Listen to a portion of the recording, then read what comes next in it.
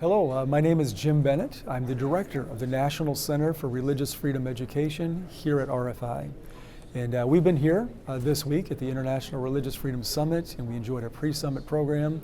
We actually have one of our students here today that participated in that, so welcome to Naomi Noble.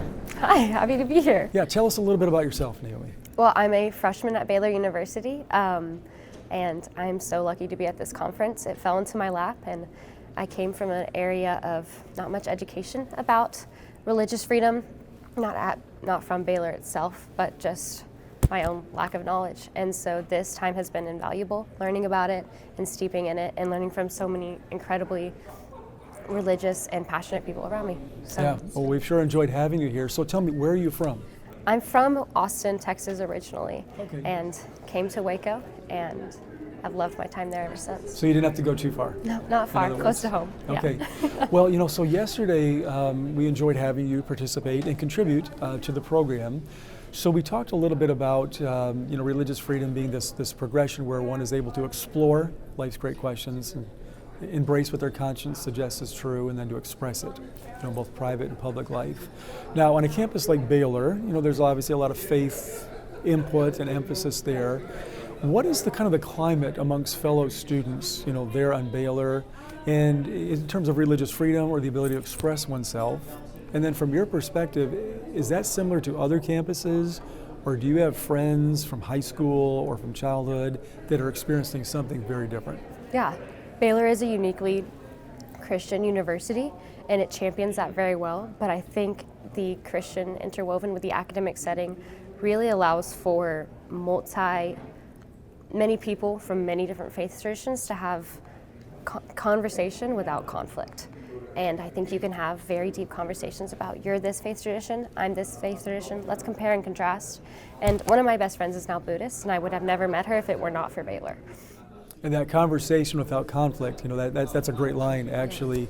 So how do we, get these conversations into the public square, where far too often, especially in this country, and in many places around the world, of course, it's just not permissible. How do we get them into the public square, but do so where it's charitable, and it affirms the other's dignity, and yet also acknowledges the differences? How's that going to happen? And that's a really hard question to ask. I'm asking you to solve a problem that we right. haven't been able to solve.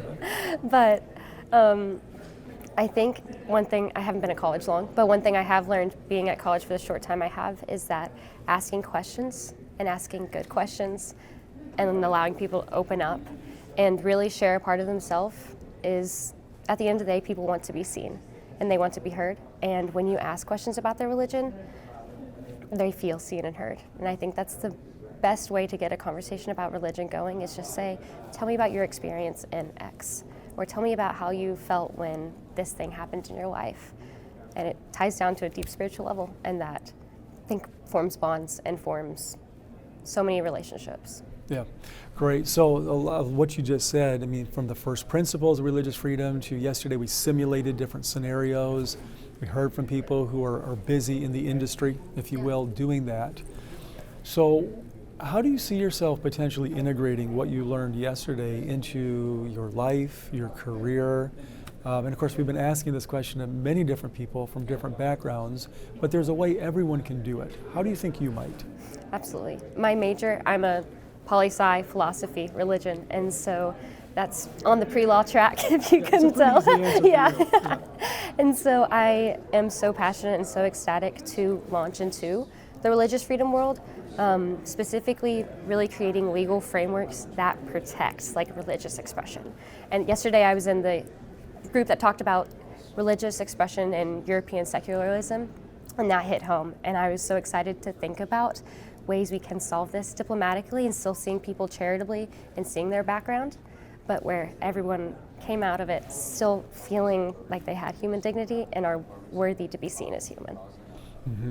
So are you aware of any friends, family, others who we're here at an International Religious Freedom Summit, right? There's some egregious examples where people are being violated, they're losing their lives, there's horrific things taking place.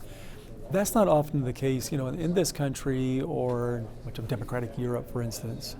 But do you know anybody that is experiencing some sort of hostility or the expectation of silence when it comes to faith things in the public square. Is that an experience of yours at all? Yeah, I have friends in other universities across America that are public, and it's definitely not as drastic as persecution per se, but it is a stifling of speaking about your religious beliefs or speaking about beliefs in general, so that more of a feeling of, if we don't talk about it, it's not there in the public, and you can recess to private and do whatever you want with that. But in public, we don't talk about that. And I think that's a dangerous, dangerous thing to start, and a dangerous thing to bring into our culture. And it's even affected some of my friendships. They're like, oh, let's not talk about that right now. When in reality, it's always a good thing to talk about. And so, yeah. Yeah, absolutely. Well, so if you had a chance, which I guess you do here, to say something to your peers or to other university students you've never met, what might you tell them about this thing called religious freedom, about RFI student programs, what we're trying to accomplish? I mean, what would be your message to them? Absolutely. Ooh, that's a good question. I would say dive in. Whether you want the ability to express faith or non-faith, religious freedom affects everybody. And I think it's something that every single person needs to advocate for. And with this university program, it's a great and fantastic opportunity for non-professionals who are curious or looking to kind of have a small taste of what it looks like in the future. I know it has been for me, and it just makes me really just passionate, so much more passionate about what is to come in the future. And I would recommend it to every single person who is interested, and even not, I think it's a great point of education for it. Great, well that's encouraging to hear. But Naomi, thank you for your time. It's been a pleasure having you with us. Thanks for participating in the program yesterday, and we look forward to seeing what you have in the future. Great, thank you so much. This has been fantastic. Great, thanks. Thank you.